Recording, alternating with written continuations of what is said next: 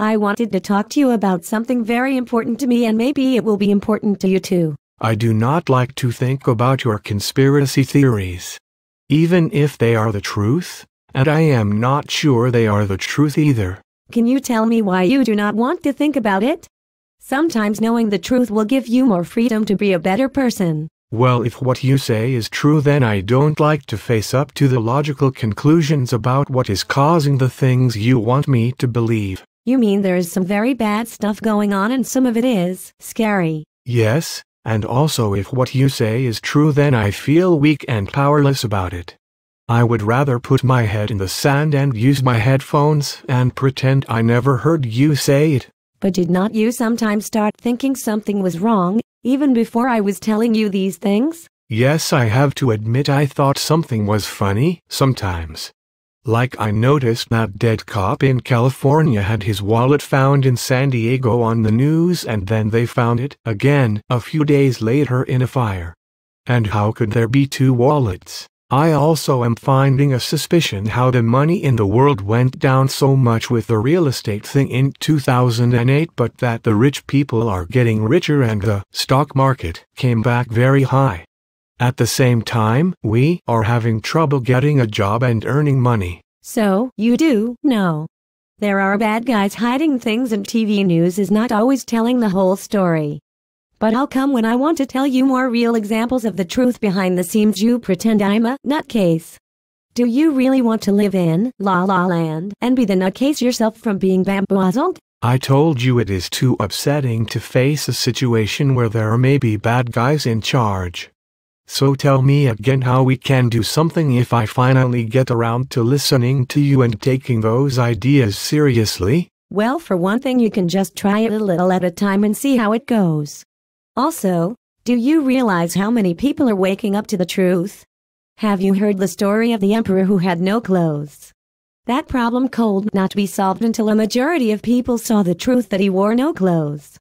If you and everyone keeps their head in the sand with headphones, then you may be part of the problem going on, like you are tacitly agreeing that the fake reality is okay. You did not really answer my question about what can we do about it anyway. Also, some of the truth people have kooky ideas. Well, some ideas are kooky and I don't think they're true. That's why I want to show you what is true.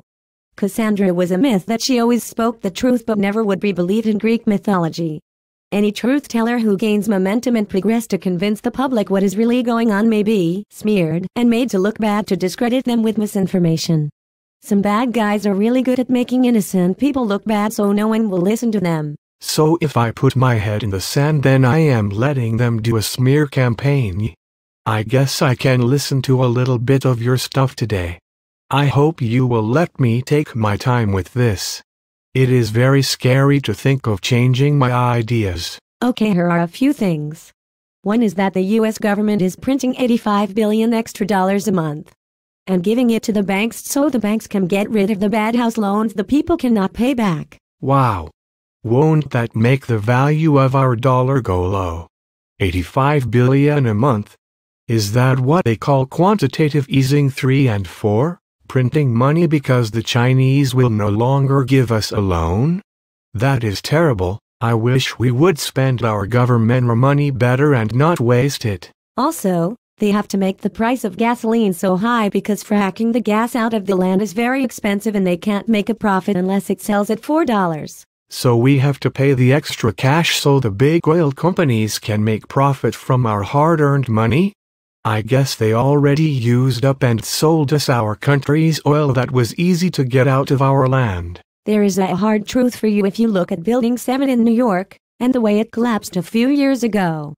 Please promise you will try to see the video of the collapse of Building 7 with an open mind. It fell very fast and can't be from an airplane as no plane was on it. It proves the level of lying. Even if you do not know who did it, they are still lying, and that is important to know. Next, you are going to tell me about the death of President Kennedy, JFK, but I already read about the Zapruder video that was found to be a clever Hollywood fake.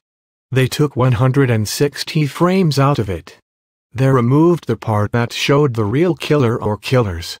So we don't know who did it. Once you get a crack in the official story of reality and once you admit to yourself that there is something wrong with what they are telling us on TV, then you can face how many lies we were all made to believe. Hugh. I just want to go in a corner and cry, as it is so depressing to go over to that way of thinking of the world. But it is also a lot of stress to pretend a lie and a fake world when I know that something is wrong underneath. You are right, I have seen a crack and seen through to the other side. I don't like lying to my family. But I don't want to get in trouble with those bad guys. Well, a lot of veterans, people in the military, police, healthcare professionals, YouTube and others all over are waking up and aware of the truth. They see it every day and are sick of pretending the lie and wasting resources we need for more important things. Okay, I will try and have an open mind. I'll see if anyone at work is thinking about these things, and look at a Building 7 video. One other thing is be careful of the booby traps they set. There is a lot of fake stuff on the internet to make you crazy and want to give up. If you get fooled on a fake story, then pat yourself on the back and admit you made a mistake and go on find some true stuff. They put the disinformation there on purpose as a psychological operation. That's how desperate they are.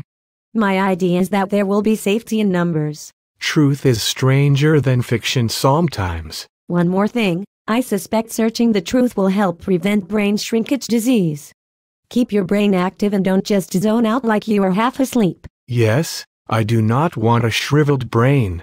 I want to be alert for my children. And speaking of children, we need to meet the challenge now and not leave it for our children to do later. We have to wake up now and keep open our freedom to communicate.